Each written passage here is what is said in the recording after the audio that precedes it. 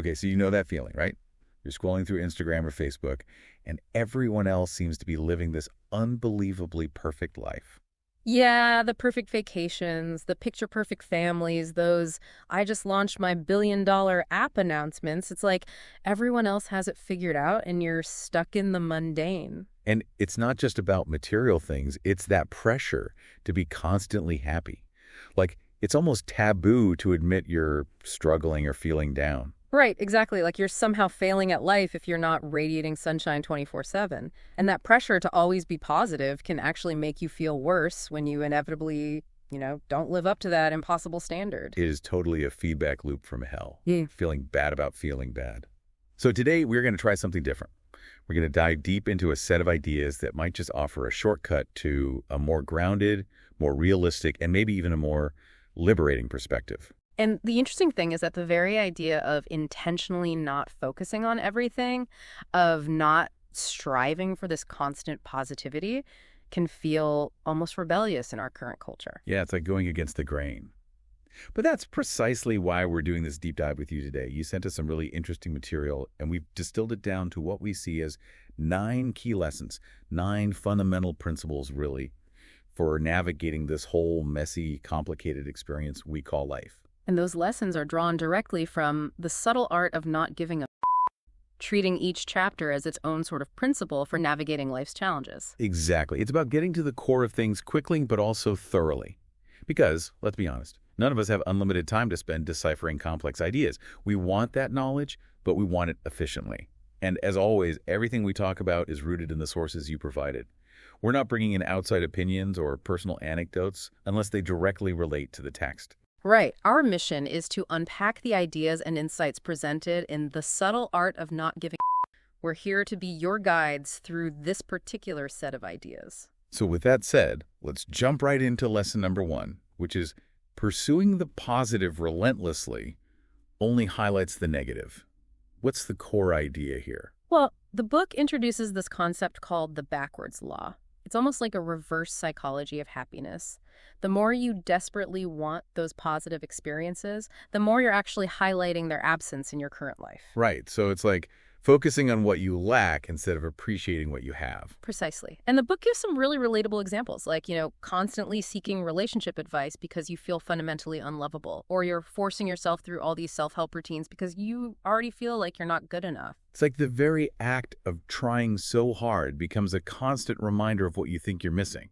Exactly. And the book brilliantly connects this to the whole, curated reality thing we see online. We're bombarded with these carefully crafted images of other people's seemingly perfect lives. Yeah, the constant stream of engagements, promotions, exotic vacations. It's like everyone's living their best life online, which can make your perfectly normal, Tuesday feel incredibly dull and inadequate in comparison. Especially when you're struggling to get the kids ready for school or dealing with a frustrating work email. That's the essence of the feedback loop from hell the book describes. We see these idealized versions of life, we feel bad that ours doesn't measure up, and then we feel even worse for feeling bad in the first place. It's like a self-perpetuating cycle of negativity. And the book contrasts this with a more, I guess you could say, a more stoic acceptance of life's ups and downs. Right. Like that example they give of the grandpa who just acknowledges, gee whiz, I sure do feel like a cow turd today, but hey, I guess that's just life. Back to shoveling A. No agonizing over why he felt bad or frantically trying to force himself to be happy. Just accepting the feeling and moving on. And I think that brings us to what not giving a really means in this context. Exactly. It's not about apathy or being indifferent. It's more about, accepting that life inherently involves challenges and discomfort. And those experiences are not failures. They're just, they're part of being human. It's about being okay with the fact that things aren't always perfect.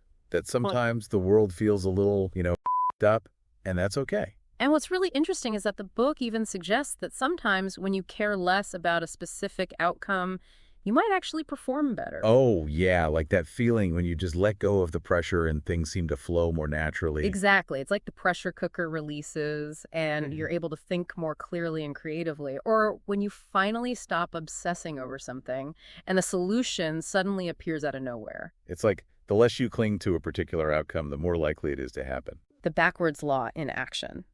By releasing that desperate need for a specific positive result, you free up mental and emotional energy. So, the first key takeaway is to stop chasing those fleeting highs and start focusing on addressing the underlying problems, the root causes of your dissatisfaction. Because trying to avoid discomfort might actually be preventing you from growing and evolving. Right. It's like the old saying, what you resist persists. I like that. Okay, so moving on to lesson number 2. True happiness isn't a constant state. It arises from overcoming challenges. This one really challenges that whole relentless positivity mindset we were just talking about. Yeah, it seems counterintuitive, right? Right. But the book argues that our constant attempts to avoid pain and discomfort can actually make us more fixated on them. We start to give too many about the possibility of pain, which ironically increases our overall suffering. So it's like the more you try to avoid something, the bigger it looms in your mind. Exactly. But if we can shift our perspective, if we can learn to, not give about the pain itself, it can actually become a catalyst for growth and resilience. Like the idea that you have to experience some resistance, some discomfort to become stronger, like lifting weights to build muscle. That's a perfect analogy. The book even uses the word unstoppable to describe the potential outcome of embracing challenge instead of feeling it.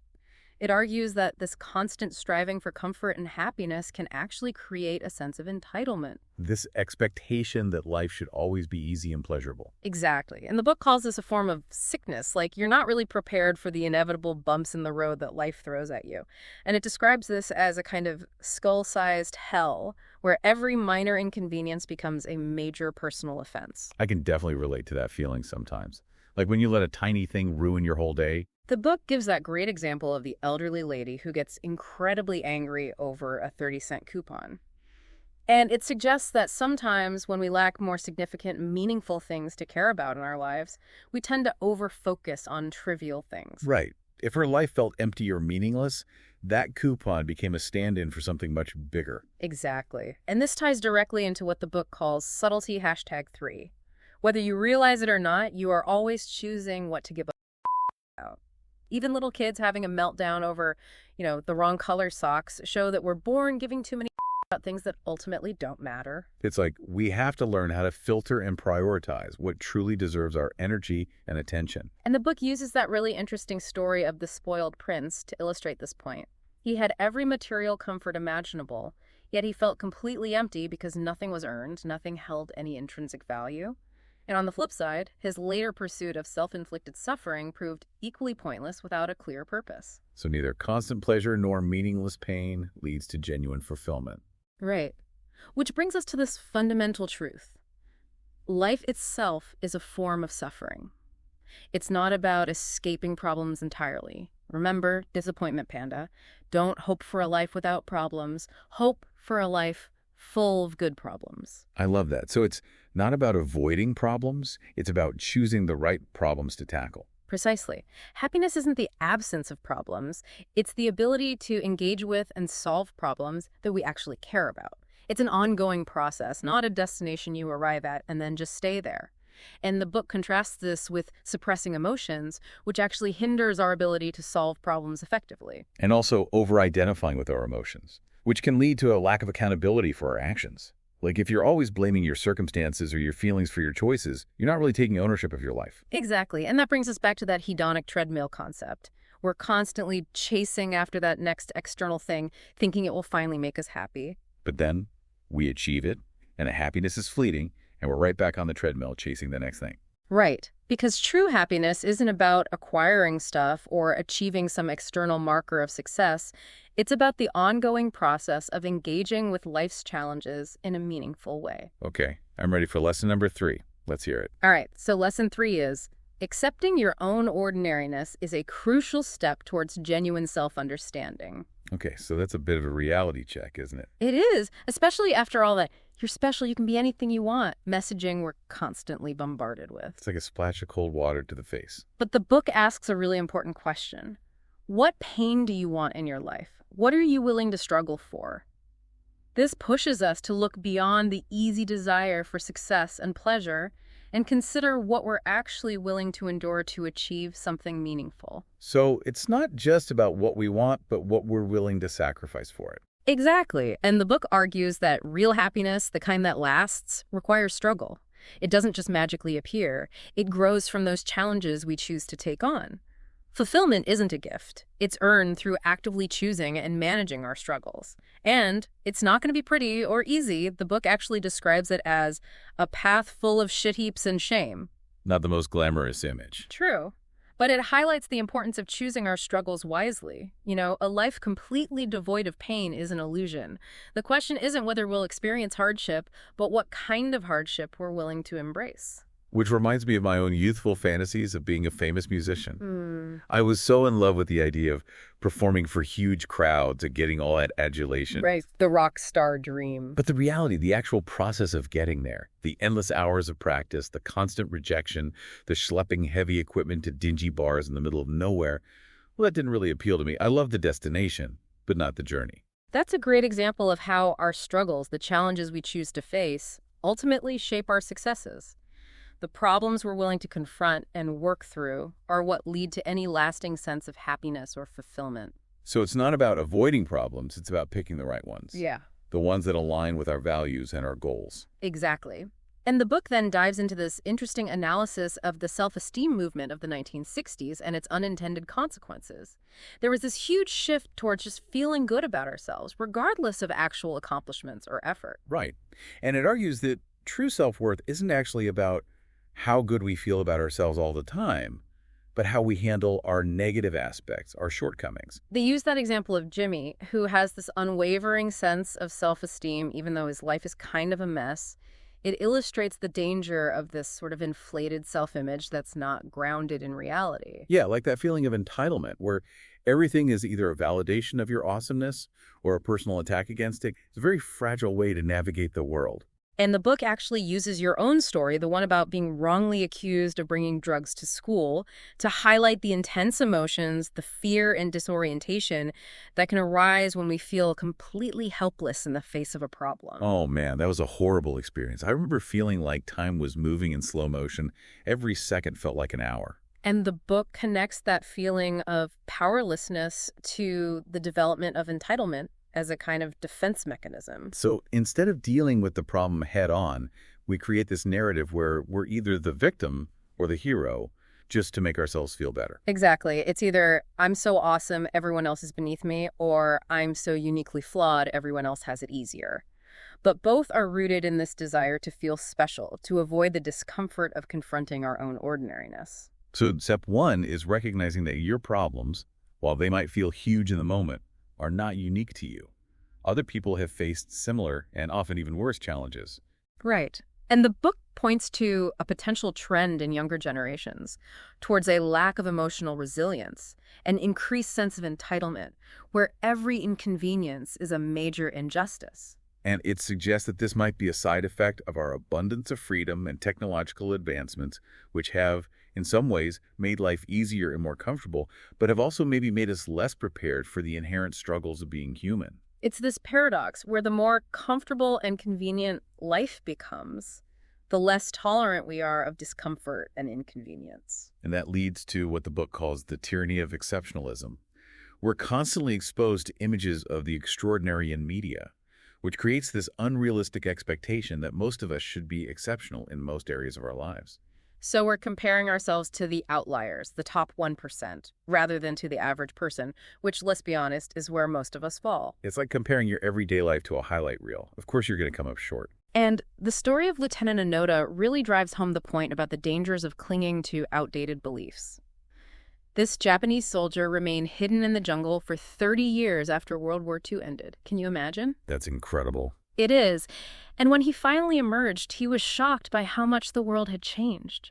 All that suffering, all those years of sacrifice felt meaningless because the world had moved on without him. It's a reminder that even the most intense sacrifices can be in vain if they're not rooted in a realistic understanding of the world. So the key takeaway here is to embrace your ordinariness. It's not a bad thing, it's just reality. It's the foundation for realistic self-assessment and genuine growth. Okay, so next up is lesson number 4, the value of suffering. Now, this one might be a hard pill to swallow for some people. It is a bit counterintuitive, isn't it? But the book makes a strong case for how suffering, when approached correctly, can actually be beneficial for our growth. Okay, I'm listening. Tell me more. They introduce this concept called the self-awareness onion, which has several layers. The most superficial layer is simply being aware of our emotions. Your own anecdote about not even recognizing that you were angry initially really illustrates this. Oh yeah, I could be fuming inside while plastering a smile on my face and pretending everything is fine. Passive-aggressive is my middle name. But the book would argue that you can't effectively address an emotion if you're not even aware you're experiencing it. Fair enough. So what's the next layer of the onion? The next layer is the ability to ask why about our emotions. Why am I feeling this way? What are the underlying reasons? The example of Dave Mustaine's bitterness toward Metallica's success really highlights this point. Yeah, he achieved massive success in his own right, but he was constantly comparing himself to his former bandmates. And that comparison, the book argues, was based on a flawed metric. He was focused on what he didn't have rather than appreciating what he did have, and because of that, he couldn't fully enjoy his own accomplishments. So even though he was objectively successful, he felt like a failure because he was measuring his success against the wrong yardstick. Exactly. And the book contrasts this with Pete Best, the drummer who was fired from the Beatles before they hit it big.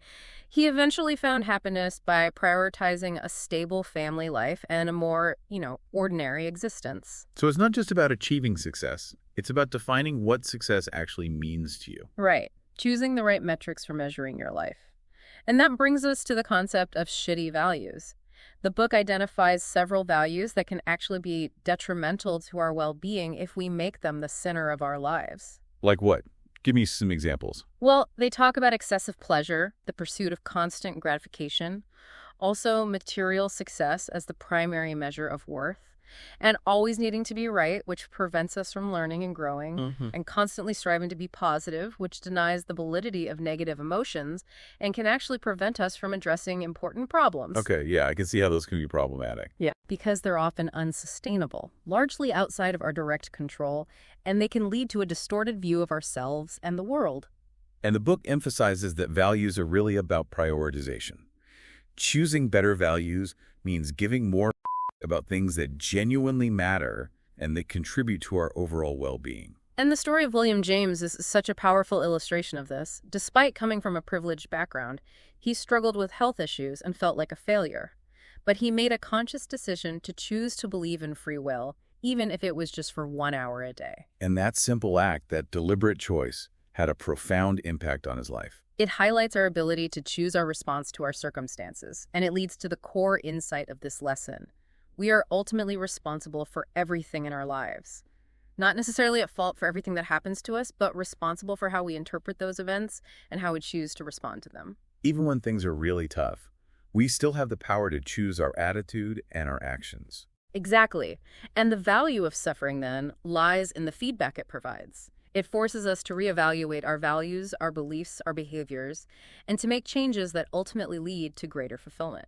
Okay, that's a pretty powerful concept. So what's lesson number 5 all about? Lesson 5 is about taking responsibility for our lives. And it starts by drawing a really important distinction between responsibility and fault. Yeah, those two often get mixed up. Right. It's like that misattributed quote, "With great power comes great responsibility." The actual quote the book clarifies is, "With great responsibility comes great power."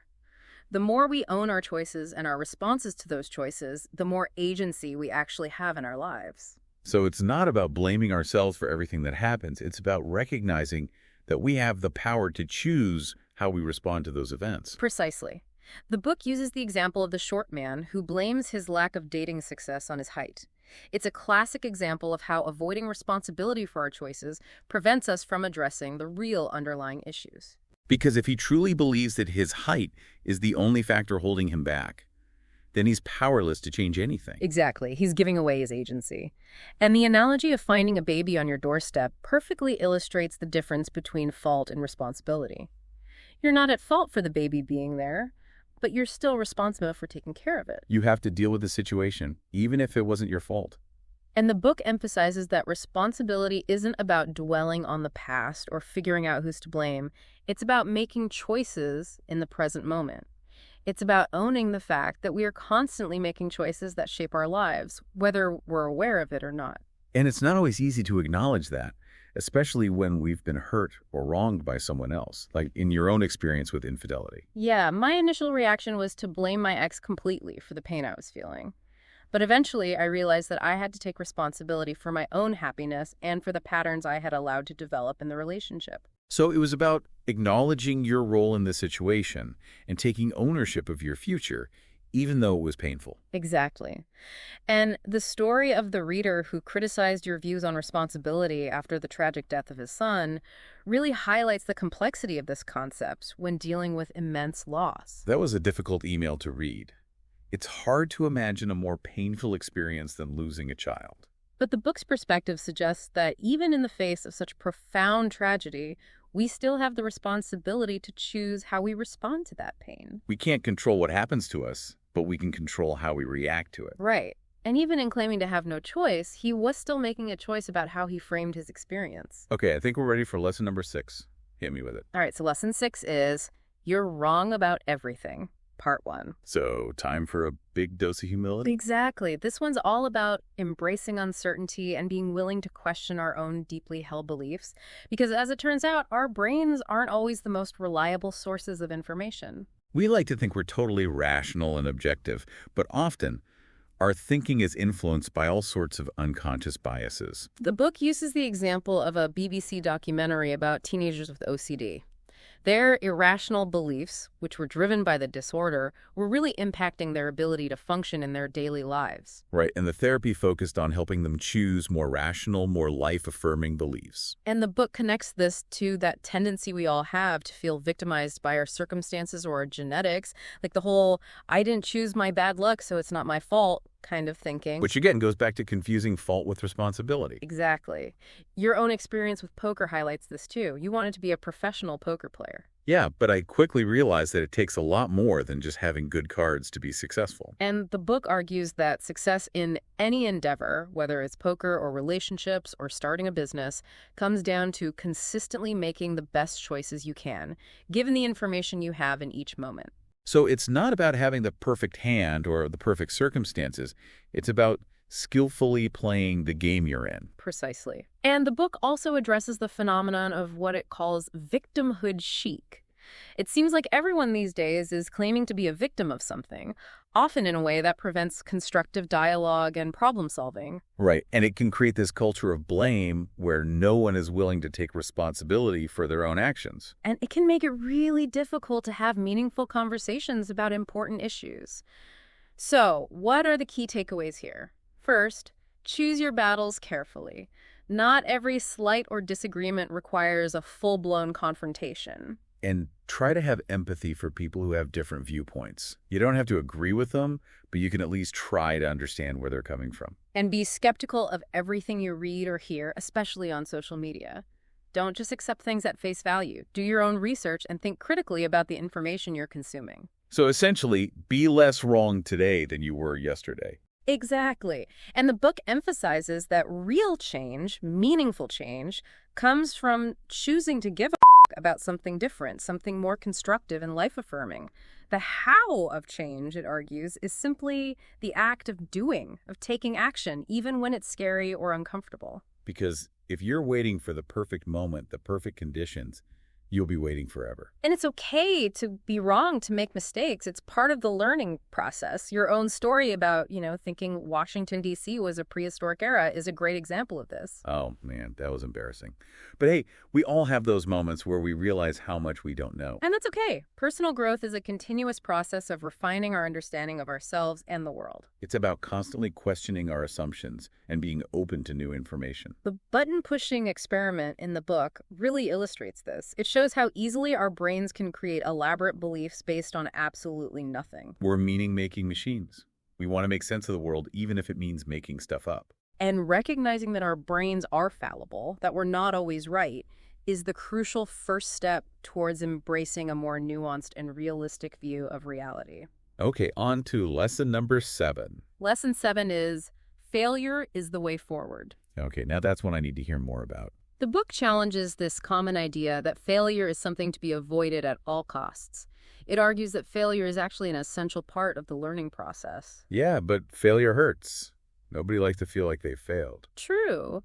But your own experience graduating during the Great Recession is presented as an example of how even the most difficult experiences can have unexpected benefits. Yeah, looking back, I'm actually grateful for that period of struggle. It taught me so much about resilience and resourcefulness. The book argues that because you experienced such a significant setback early on, the fear of future failures became less paralyzing. Like when you've already hit what feels like rock bottom, the prospect of failing again doesn't seem quite as scary. Exactly. And the book also emphasizes that failure is a relative term.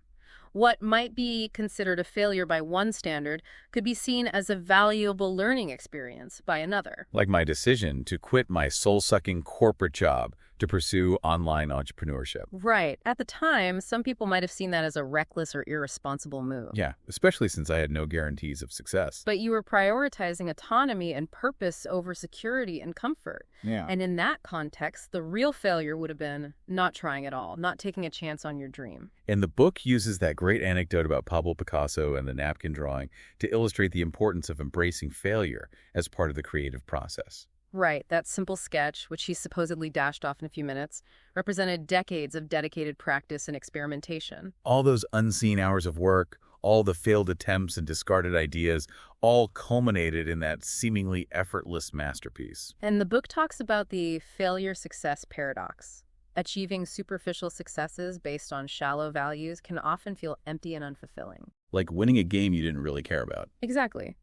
But embracing better, more process-oriented values, like honest expression in Picasso's case, can lead to a much deeper sense of fulfillment, where even the smallest act of creation feels meaningful. So it's not just about achieving the goal, it's about enjoying the journey.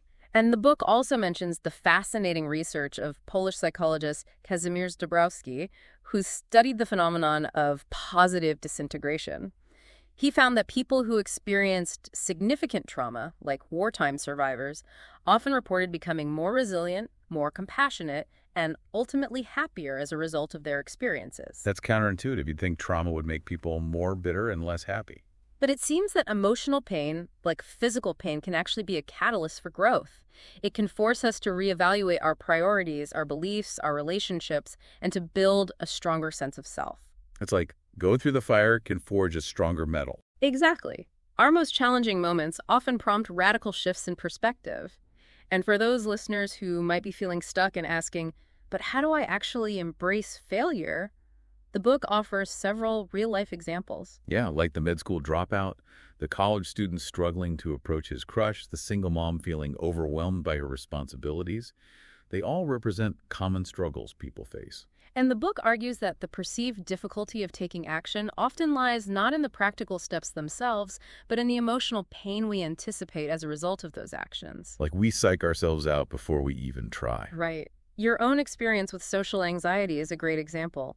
Making a simple phone call felt like an insurmountable task because of the intense fear and discomfort you anticipated. I remember feeling like I was going to have a heart attack just picking up the phone.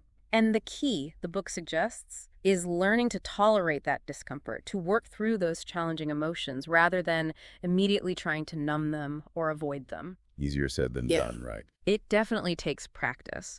But remember, life is an ongoing process of figuring things out, and uncertainty and the potential for failure are inherent parts of that process. They're not roadblocks, they're stepping stones.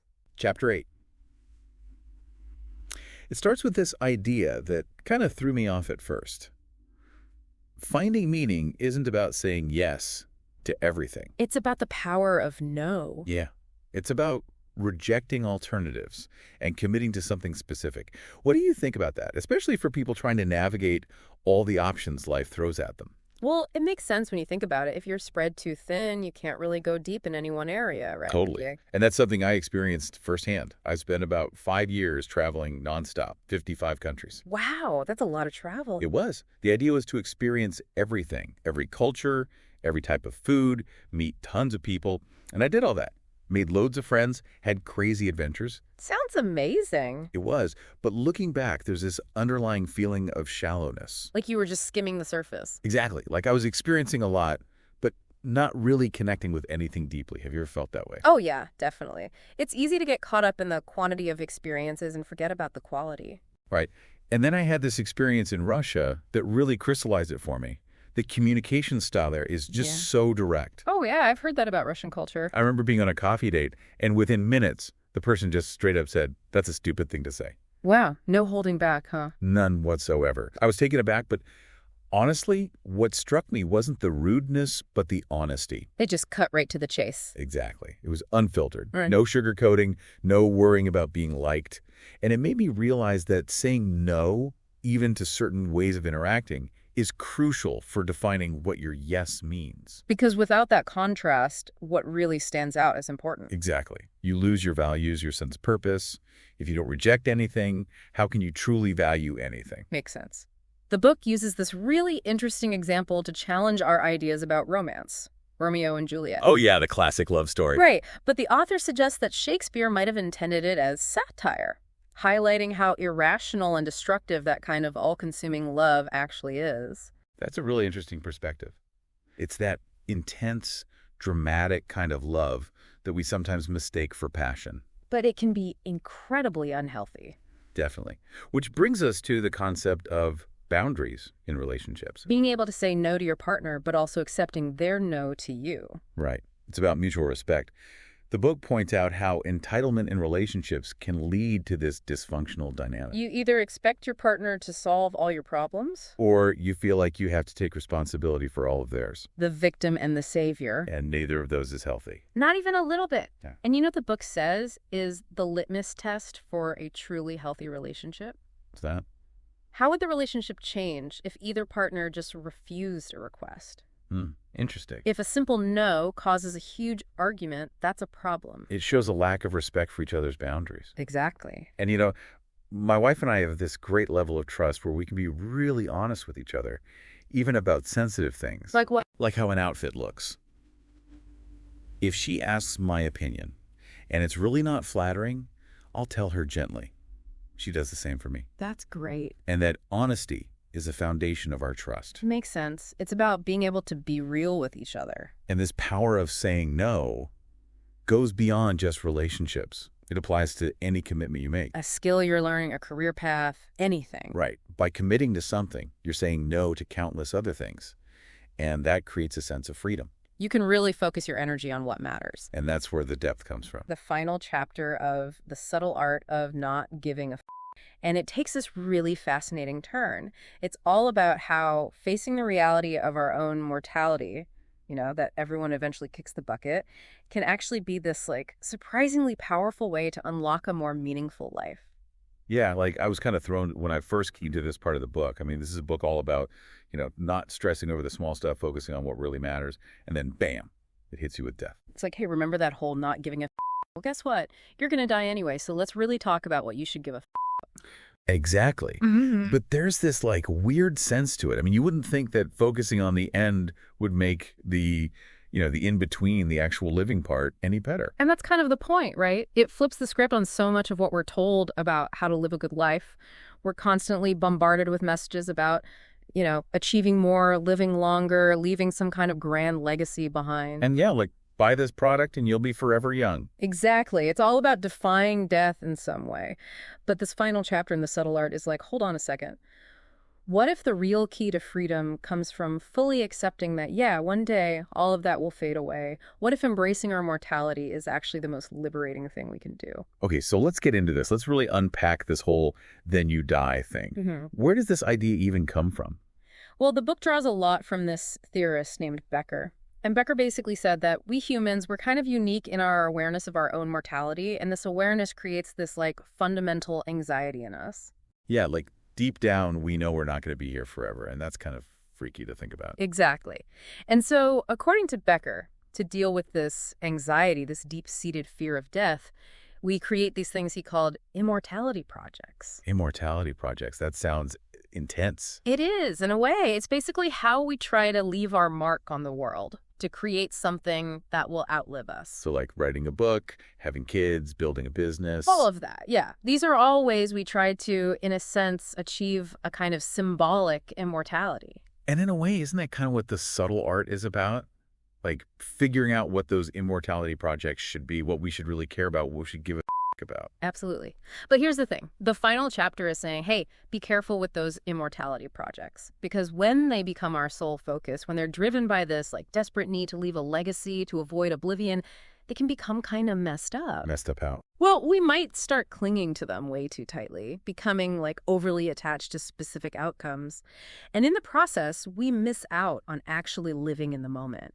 We become so fixated on this idea of achieving some grand, lasting impact that we forget to enjoy the journey. So it's almost like those immortality projects, the things we think will give our lives meaning, can actually end up sucking the meaning out of life if we're not careful. Exactly. And that's where this then you die thing comes in. By facing the fact that, hey, eventually our story ends, it forces us to reevaluate. It's like this wake-up call that helps us loosen our grip on this constant need to achieve, to accumulate, to build this like massive monument to ourselves. And I guess that's what Becker called the bitter antidote. Right. This acceptance of our own mortality, of the ultimate end, is bitter in the sense that it forces us to confront a truth that's really uncomfortable. It's like, hey, you're not going to be around forever. Deal with it. Yeah, but it's also an antidote because it frees us from this illusion of permanence, this need to control everything, to make everything last forever. And by letting go of that, we can actually start living more fully right now. I'm trying to wrap my head around this. So it's like, by accepting that our time is limited, it actually makes our time more valuable, more meaningful. Exactly. It's like if you knew a play had a final act, you'd probably pay more attention to each scene, savor each line, really immerse yourself in the performance, right? Makes sense. You wouldn't waste time trying to rewrite the script to make it last forever. You'd focus on making the most of the time you have on stage. So how does this all translate to, like, real life for our listeners? How can thinking about death actually help them live better?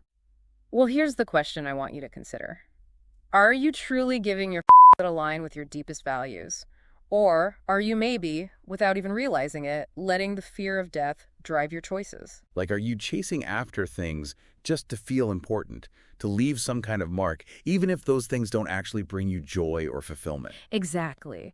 And when you really internalize the then you die part, it changes everything. Suddenly, spending your limited time on things that don't genuinely matter, on things that don't bring you alive, feels, well, kind of ridiculous. Like, why waste your precious time on things you don't actually care about when you know it's all going to end anyway? Right. And it's not just about the big stuff either. Sometimes it's those little things, the everyday frustrations that we blow out of proportion. Oh, yeah, like getting super annoyed about being stuck in traffic or, having to wait in line at the grocery store. And maybe, just maybe, some of that frustration, that disproportionate reaction is coming from this, like, deeper fear of insignificance, this fear of fading away without having made some kind of impact, even if it's just winning an argument about whose turn it is to take out the trash. So we're basically talking about becoming more mindful of our fucks, about really questioning why we care about the things we care about and making sure those things are actually worth our limited time and energy. Absolutely. It's about making conscious choices, about not letting our fears, our anxieties, especially about death, dictate our lives. This all circles back to the book's main message, right? Yeah. It's not about not caring about anything. It's about caring about the right things. Exactly. And in the context of this final chapter, the right things are those things that bring us joy, that connect us to something bigger than ourselves, that help us make the most of this one precious life we have. So to really sum this all up, this then you die thing isn't about being morbid or dwelling on the negative. It's about using this awareness of our mortality as a tool, as a way to refocus our attention on what truly matters. It's about accepting the fact that our time is finite and then saying, okay, knowing that, what do I want to do with the time I have left? It's about choosing to live fully, to love deeply, to create something meaningful, to leave the world a little bit better than we found it, even if that legacy is something small and seemingly insignificant. So here's a question for you, the listener, to think about. What hurricanes do you want to leave in your wake? What impact, no matter how big or small, do you want to have on the world? What kind of stories do you want to tell with your life, knowing that eventually the book will close? Thanks for diving deep with us today. We hope this conversation has given you some food for thought and maybe even inspired you to take a fresh look at what truly matters in your own life. And remember, even though we all end up in the same place eventually, the journey is what counts. So make it a good one.